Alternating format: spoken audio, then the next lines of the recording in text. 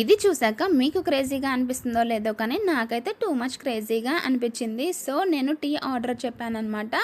So ఈ చిన్ని డబ్బీలో ఉన్నాయి చూసారా, అవి పాలు. అసలు నాకైతే భలే షాకింగ్గా అనిపించింది. ఇందులో మిల్క్, ఇంత చిన్న దాంట్లో మిల్కా అని.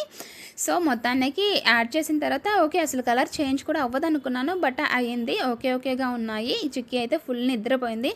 అలా మేము 2.5 అవర్ జర్నీ చేసిన తర్వాత ఢిల్లీలో ల్యాండ్ అయ్యామన్నమాట. ఢిల్లీలో ఎయిర్పోర్ట్లో ఇలాగ నాకు ఇంటీరియర్ బాగా అనిపించి ఊరికే ఒక చిన్న క్లిప్ అనేది యాడ్ చేశాను. సో ఇంకా నాది అరుంది లగేజ్ ఏమో తొందరగా వచ్చేసింది. చిక్కీ లగేజ్ అయితే అస్సలు రాలేదన్నమాట.